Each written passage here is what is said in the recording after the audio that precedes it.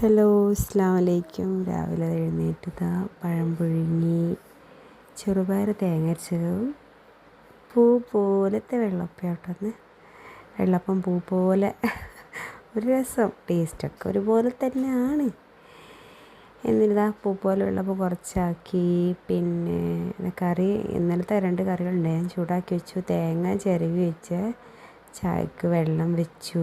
കുക്കറിൽ ചെറുപയർ വെന്തുകൊണ്ടിരിക്കുന്നു. പഴം പുഴുങ്ങിട്ടോ, എനിക്ക് അനിസ്കാക്ക് മാത്രം, മോൾക്ക് വേണ്ടായിരുന്നു. പിന്നെ കുറച്ച് ചിക്കൻ ഉണ്ട്, ഇന്നലത്തെ ബാലൻസ്, അത് ഞാൻ പൊരിക്കാൻ വെച്ചേ. വെള്ളപ്പം ഇങ്ങനെ ആയിക്കൊണ്ടേയിരിക്കുന്നു. ചിലപ്പം പൂവൊക്കെ മാറും. ചെറുപയർ തേങ്ങ അരച്ച് വെച്ചു. മോൾക്കൊക്കെ ഭയങ്കര ഇഷ്ടപ്പെട്ടു. മോൾക്ക് ഇഷ്ടമല്ല, മോൾക്ക് ചിക്കൻ കുറച്ച് പൊരിച്ചതുള്ളത്. എന്നിട്ട് പിന്നെ വെള്ളം ചൂടാക്കാൻ വെച്ചിട്ടോ.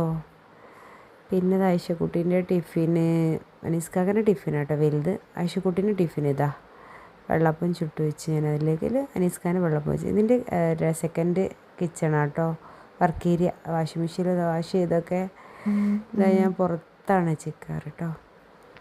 കേട്ടോ, അവിടെ ചിക്കിടും. ബാക്കിൽ ഷീറ്റ് ഇട്ടിട്ടുണ്ട്, അവിടെയാണ് ചിക്കിടൽ.